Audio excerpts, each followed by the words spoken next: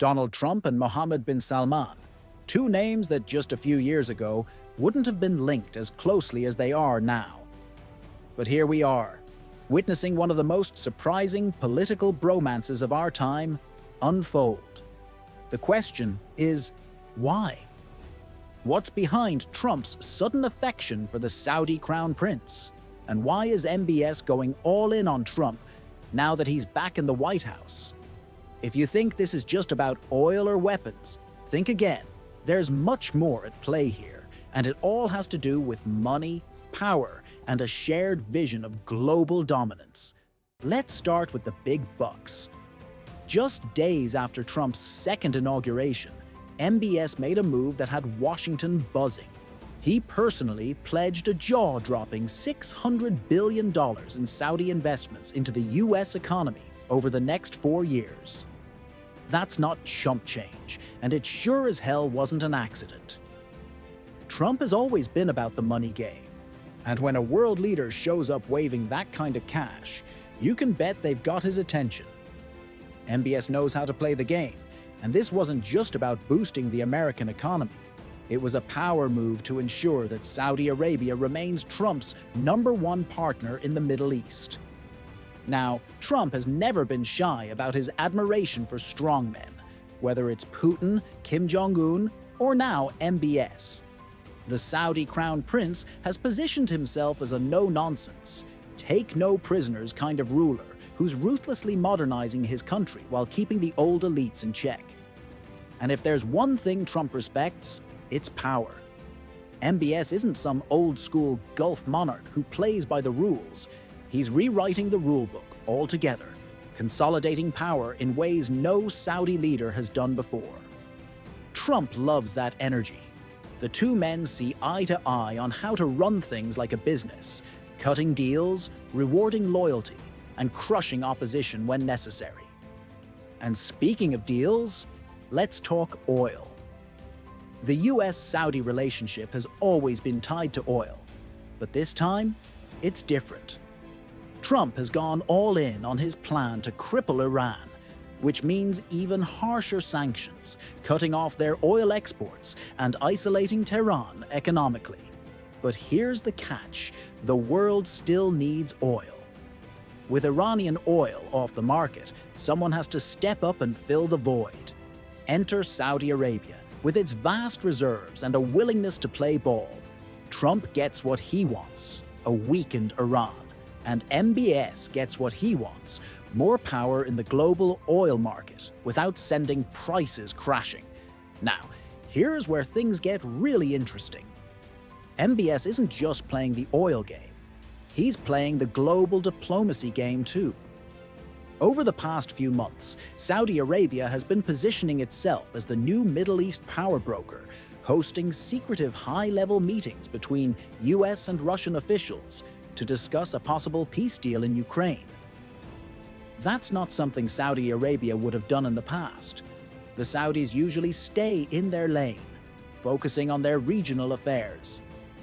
But now, MBS wants to be at the big boys' table, rubbing shoulders with global leaders and making sure that whatever happens in Ukraine, in Gaza, or in the broader Middle East, Saudi Arabia has a seat at the table.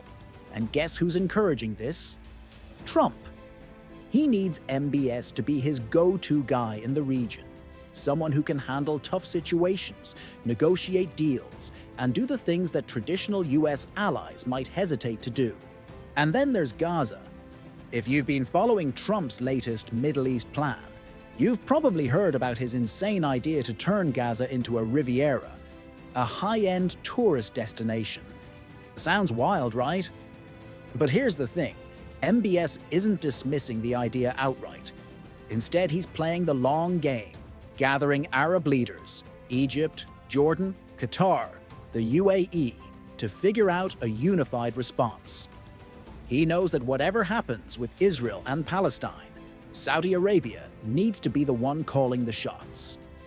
Trump needs a strong Arab ally to help navigate this incredibly volatile situation, and MBS is making it clear he's the only one who can pull it off. And it's not just about politics, it's about business too. Trump recently made a surprise appearance at a Saudi-backed investment conference in Miami, a massive event designed to bring in billionaires, CEOs, and tech moguls to court Saudi investment. Trump wasn't just there to shake hands, he was there to secure more Saudi money for American industries. And MBS, he wants access to American tech and innovation for his ambitious Vision 2030 project, which aims to modernize Saudi Arabia and reduce its dependence on oil. But let's not pretend this relationship is all smooth sailing. There's baggage, and a lot of it. Remember the Jamal Khashoggi assassination? That was a PR nightmare for MBS, and while most Western leaders backed away from him, Trump stood by his side. Even when the CIA concluded that MBS was personally responsible for the killing, Trump refused to cut ties. Now that Trump is back in power, MBS is returning the favor, ensuring that Saudi Arabia is fully on board with Trump's foreign policy vision. That's what Trump values most: loyalty. And MBS has proven he's willing to stand by Trump no matter what. There's also the elephant in the room: China. Saudi Arabia has been strengthening ties with Beijing, and that's something Trump is keeping a very close eye on. MBS knows he can't afford to alienate the U.S., but at the same time, he wants to maintain leverage by playing both sides. The last thing Trump wants is for Saudi Arabia to move closer to China's orbit, and that's why he's going out of his way to keep MBS happy and engaged. So, what does this all mean? Trump and MBS are more than just political allies. They're strategic partners in a global power shift. Trump sees MBS as a key figure in reshaping the Middle East, countering Iran, and bringing in massive investments to the U.S. MBS, in return, sees Trump as his best bet for securing long-term U.S. support, expanding Saudi Arabia's global influence, and solidifying his power back home.